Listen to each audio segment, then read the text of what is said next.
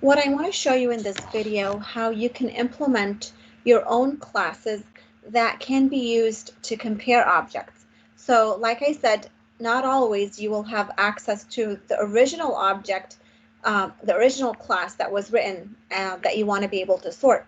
And so sometimes you're going to have to do that work yourself. So what we did before was we had a student class, and that student class implemented the comparable interface. We made it implement comparator. Now we're going to assume that they're not going to implement comparator. They're not going to cooperate with us, and they don't want to implement that.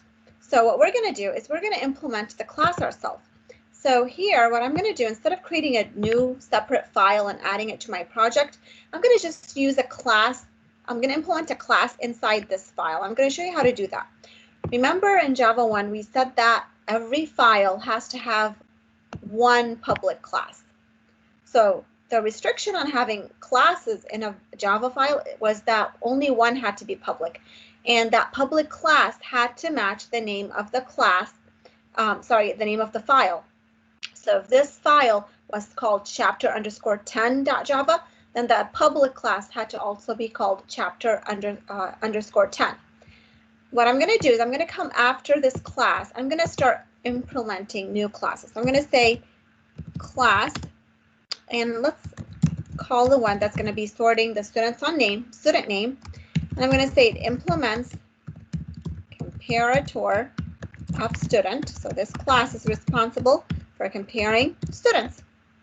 Okay, and I'm going to go to my student class. I'm going to remove that, and I'm going to remove the compare method that takes two students, and I'm going to put it in my new class because that's the purpose of this class. Okay, and now I have a class that's going to be comparing the students based on their name. I can create another one that does the same thing but based on their banner ID. So this time it's going to say A dot banner ID, compare it to B dot banner ID. And we don't have that. Let's do a get banner ID. We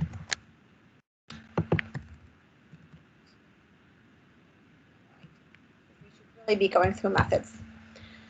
Okay, so here I am implementing. I know that student implemented the comparable interface, and they are sorting themselves based on social security number, but I don't want to sort on that. So I can provide as many classes as I want. I can write as many classes as I want and sort and say that I'm going to compare these objects based on my criteria. And so now when I'm sorting, if I want to sort by the name, I'm going to call the class student name. If I want to sort by banner ID, I'm going to just copy this code. Oh, I'm going to say banner ID. This time I'm not going to call the student name class. I'm going to call the student banner ID class. Okay, so let's try that and see if it's going to actually sort by all these different things for us. So the first one, social security number, nothing changed, 1267. When I'm sorting by name using the comparator, I have apple, cat, frog, and zebra. And when I'm sorting by banner ID, I have 1579. So I did not have to touch the student class in this case. I didn't have to modify it.